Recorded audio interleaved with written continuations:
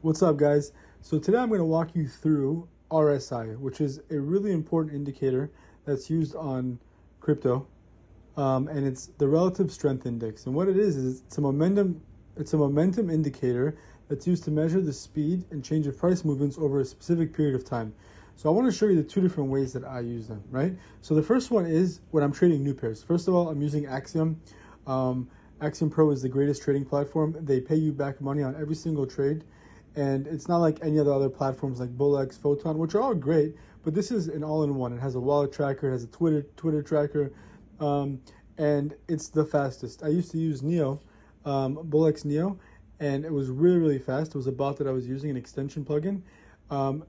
Everything's already in here. All you do is you go to Instant Trade, and boom, within a 1/100th of a second, your trade's already in. And also make sure you check your presets, right?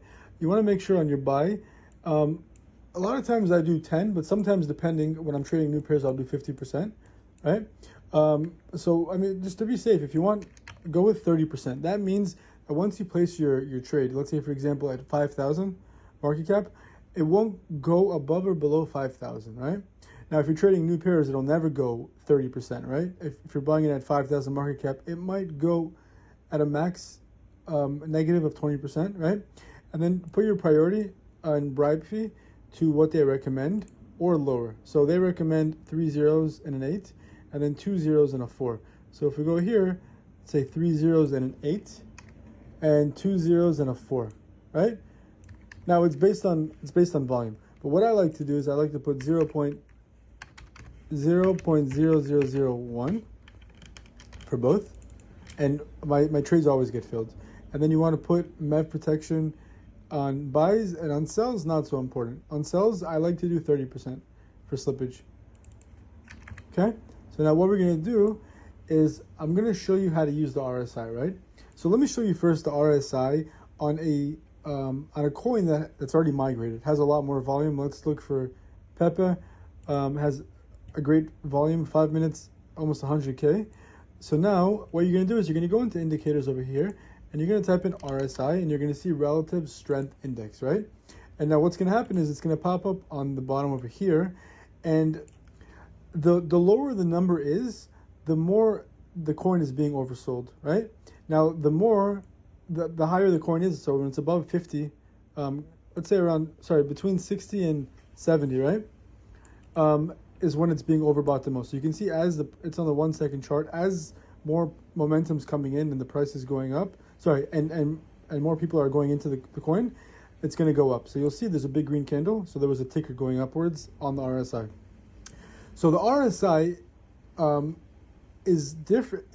It can be used very differently when trading on new pairs, on tokens that have just launched, and it's really hard to tell what the momentum is because the coin either has volume or it doesn't, right?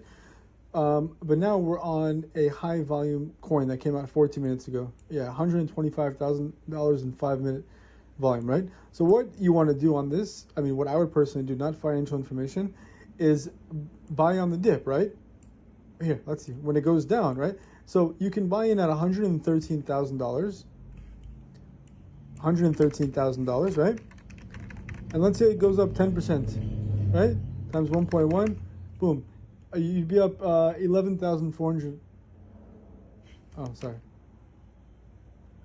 So let's say you buy in at $100,000 market cap, and it goes up to $115,000 market cap.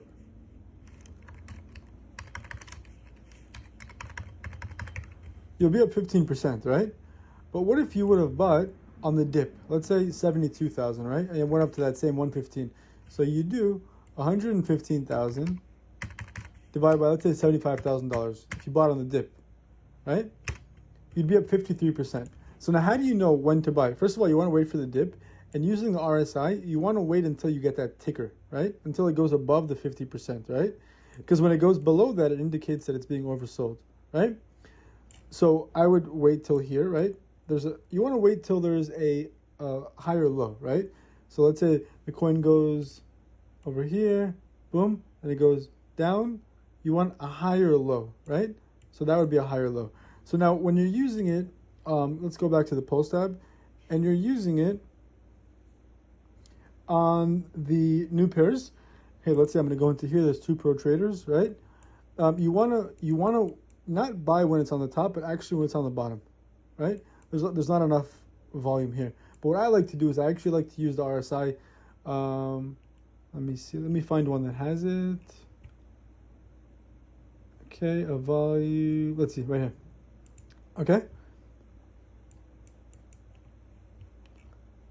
Okay, let's see over here. Auto, boom. Okay, there's not. It's really hard to use the indicator on a new pair because there's not enough momentum. So let's look for a coin that has. Here, let's go in the final stretch. So when you go in the final stretch, you're going to see over here 36. Okay, boom. See, you want to buy low, right? Because the coin just launched, right? You want to be one of the first ones to buy in the coin. But I mean, it's already been out for a little bit.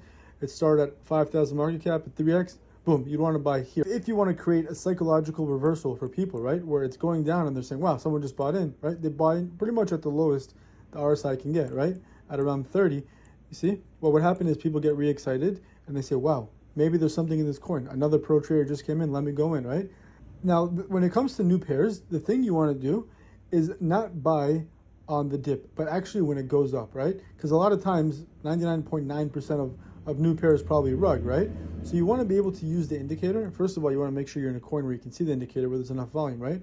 So let's go to a volume coin over here. Is when you're trading in new pairs, you want to make sure that you're buying when the indicator is high, right? When it's going upwards, because that's indicating that people are buying in, right? If you're going to get into a coin that has no volume, it doesn't matter what the RSI is, right? Because there's no movement, there's no traction, there's no volume, right?